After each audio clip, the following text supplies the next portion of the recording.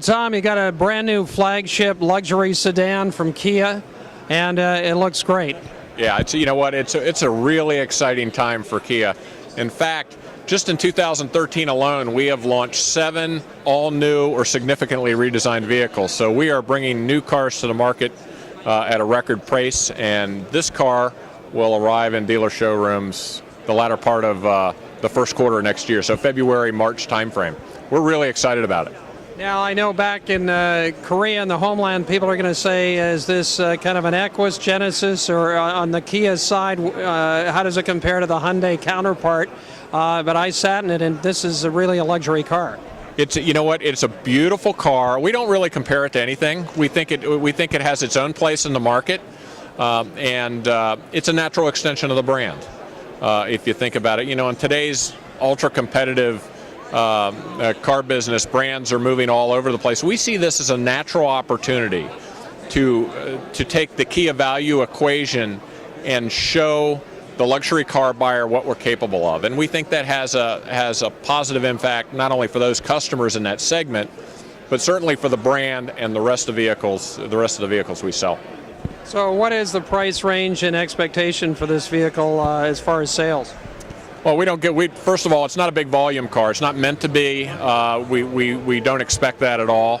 The pricing of the car, it hadn't been announced officially yet, but it'll start right around $50,000 for the V6, and then ultimately, if you were to get every piece of technology on the car, it's going to be somewhere in the mid-60s. And when you compare that with some of the traditional luxury vehicles and drive them side by side or one right after the other, you'll be amazed at the value that this car represents. We're very excited about it. Talk about the power plant. What are you going to have in it? The V8 will have 420 horsepower. The standard engine will be a V6, and it comes with a 311 horsepower. Exciting. The 8-cylinder in particular is my personal favorite. It's amazing to get up and go with a car. It hugs the road. It's with the suspension, the way it's tuned, and the like. It's a driver's car.